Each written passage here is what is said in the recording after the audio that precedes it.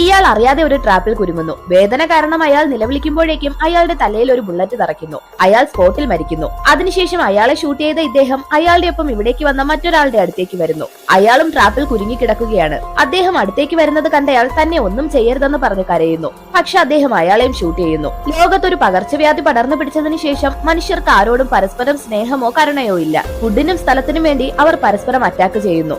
ഓരോരുത്തരും ഒരേ സമയം വേട്ടക്കാരനും ഇരയുമാകുന്നു. പക്ഷെ കോളിനും വൈഫും മറ്റുള്ളവരെ ആക്രമിക്കാതെ ജീവിക്കാനാണ് ആഗ്രഹിക്കുന്നത്.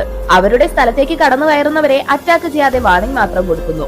അതുകൊണ്ട് തന്നെ അവർ രണ്ടുപേരും സമാധാനത്തോടെയാണ് ജീവിക്കുന്നത്. പക്ഷെ അത് അധികനാൾ നീണ്ടു നിന്നില്ല.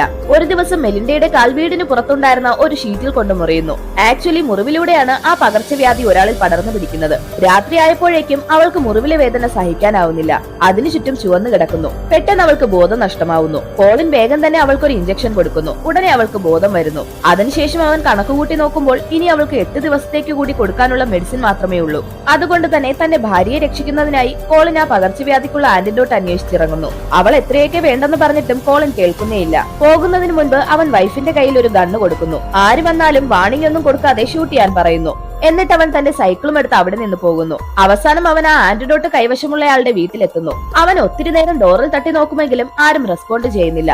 അതുകൊണ്ട് തന്നെ അവൻ ഡോറ് തുറന്ന് അകത്ത് കയറുന്നു. അവൻ ആ ആന്റിഡോട്ട് അന്വേഷിക്കുന്ന ടൈമിൽ പ്രായമായ ഒരാൾ അവിടേക്ക് വരുന്നു. കോളിനെ കണ്ടതും അദ്ദേഹം ഗണ്ണ് ലോഡ് ചെയ്യുന്നു. അത് കണ്ട കോളിൻ വേഗം തന്നെ താൻ എന്തിനാണ് വന്നതെന്ന് എക്സ്പ്ലെയിൻ ചെയ്യുന്നു. അത് കേട്ട് അദ്ദേഹം അവനെ ഷൂട്ട് ചെയ്യാതെ അവിടെ ഇരിക്കാൻ പറയുന്നു. എന്നിട്ട് അവനോട് എന്തിനാണ് മെഡിസിൻ അന്വേഷിച്ച് ഇവിടേക്ക് വന്നതെന്ന് ചോദിക്കുന്നു. അത് കേട്ട കോളിൻ താങ്കൾ ടൗൺ മേയർ ആയിരുന്ന ആളാണെന്നും വളരെ നല്ലൊരു വ്യക്തിയാണ് എനിക്കറിയാമെന്ന് പറയുന്നു. അവർ സംസാരിച്ചു കൊണ്ടിരിക്കുന്ന ടൈമിൽ പുറത്ത് വേറെ ആളുകൾ അദ്ദേഹത്തിന്റെ വീടിന് നേരെ ആക്രമണം നടത്തുന്നു.